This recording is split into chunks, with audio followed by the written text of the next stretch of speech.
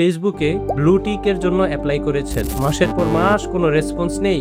Digital business identification নাম্বারের অ্যাপ্লিকেশনটাও বারবার reject হচ্ছে। আসল প্রবলেমটা সহজ, ফেসবুক হোক অথবা সরকার, দুজনেই চায় আপনার বিজনেসটা রিয়েল এটা প্রুফ করতে। শুধু একটা ফেসবুক পেজ দিয়ে সেটা প্রুফ করা কঠিন।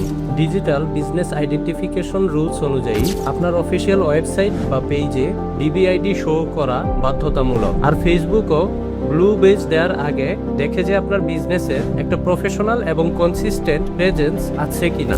একটা প্রপার ওয়েবসাইট থাকলে business name, address, DBID number এবং বাংলাতে টার্মস অ্যান্ড কন্ডিশন সবকিছু এক জায়গায় থাকা এবং রাখা সহজ। ক্লিয়ারলি দেখানো যায়, এটি আপনার ভেরিফিকেশন প্রসেসটা অনেক সহজ করে দেয়। আমি ওয়েবসাইট বানাই স্পেসিফিক্যালি বাংলাদেশি কমার্স সেলারদের জন্য, যাতে করে তাদের ডিজিটাল বিজনেস আইডেন্টিফিকেশন নাম্বার এবং ব্লু টিক এর অ্যাপ্লিকেশন করা সহজ হয়ে যায়।